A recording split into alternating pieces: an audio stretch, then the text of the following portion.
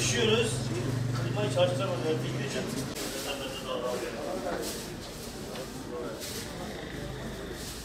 Abi biz ne dolap çalıştırabiliyoruz ne klima çalıştırabiliyoruz. Yani bu elektrikler için çalışıyoruz ha. Bir kilo mülk sahibine veriyoruz, bir kilo da aşağı veriyoruz. Bir de bu yetmiyor. Eve gidiyoruz, evin elektriği de çok yüksek geliyor.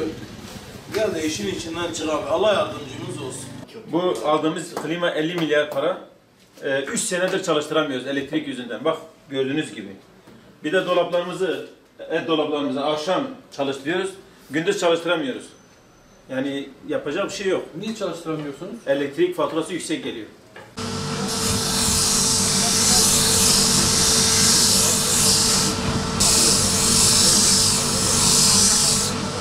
Neyse. İnşallah gelir. Bizim 1 milyardan fazla geliyor. Abi yüksek gelir.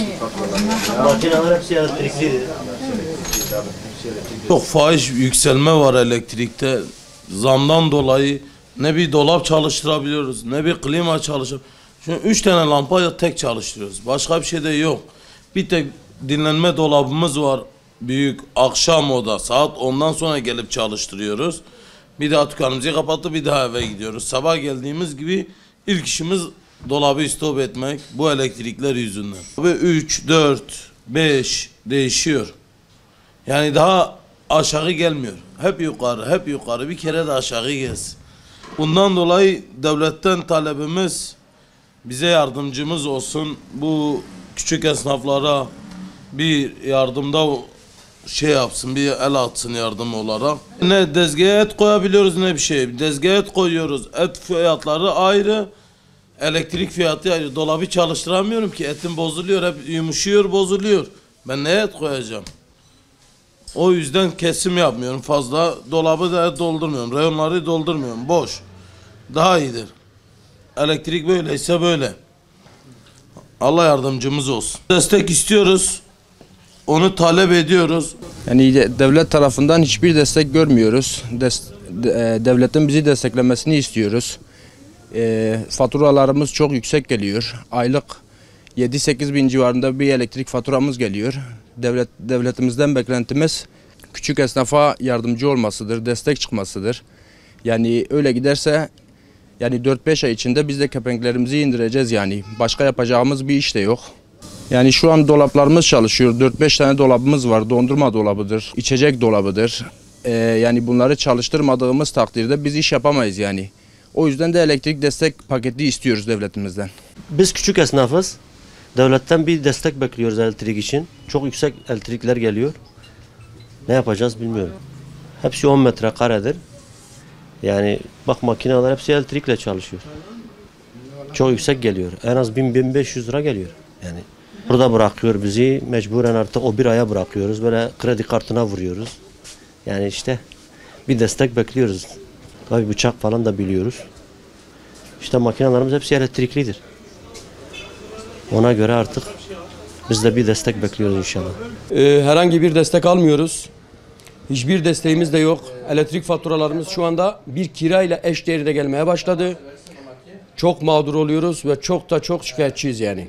Tüketimimiz şu anda bildiğiniz gibi normalde bir ısıtıcı olarak bir şofben kullanıyoruz. 2 saat yakabiliyoruz şofbeni. Ondan sonra fön makinelerimiz çalışıyor. Ondan sonra öbür zaten makinelerimiz hepsi şarjlıdır yani. Gene de ortalama 700-800 milyon elektrik faturası ödüyoruz yani. Çok zorda bırakıyor, çok zorda kalıyoruz. Daha önce atıyorum benim faturam 150-120 milyon gelirken bu son 4-5 aydır 700-800 lira ödemeye başladım ben yani. O yüzden de bayağı da zorlanıyorum. Hükümetten talebimiz işte elektrik destek paketini istiyoruz. Bize yardımcı olmalarını istiyoruz. Herhangi bir destek almıyoruz. Özellikle son zamanlarda elektrik zamlarından dolayı çok zorlanıyoruz. Yani burada küçücük bir yerde kiramızın 3 katı kadar elektrik ücreti ödediğimiz oluyor. Özellikle hele sıcak aylarda elektriğimiz 5.000 liraya kadar geliyor küçücük bir yerde. O yüzden çok zorlanıyoruz. Son zamanlarda devletin mesela bununla ilgili girişimleri olduğunu duyduk ama herhangi bir bilgi, herhangi bir müracaat edebileceğimiz yer konusunda bizi aydınlatmadılar. O yüzden bu konuda devletin küçük esnaflar için acil bir şekilde bir çözüm getirmesini bekliyoruz. Çünkü artık iş yapamaz, çalışamaz duruma geldik. Elektrik giderlerimiz çok yüksek. O yüzden artık işimiz birbirini karşılamıyor. Küçük esnafların özellikle işimiz hepsi dolap üzeri. Hele yazın dolapsız hiçbir şey yapamıyoruz. Ürünlerimiz bozuluyor, içeceklerimizi satamıyoruz. Büfe tarzı olduğu için özellikle zaten işimiz tamamen dolaplar üzeri. Dolaplar çalışacak ki biz iş yapacağız. O yüzden elektriklerimiz çok yüksek geliyor. 3.000 lira, 4.000 lira küçücük bir yere elektrik geliyor ve bunu karşılamakta çok zorlanıyoruz. Özellikle bu konuda küçük esnafları ayakta durabilmesi için küçük esnaflara bir çözüm bulmalarını, elektrik desteği bekliyoruz onlardan. Umarım en kısa sürede bu konuda bir girişimleri olur.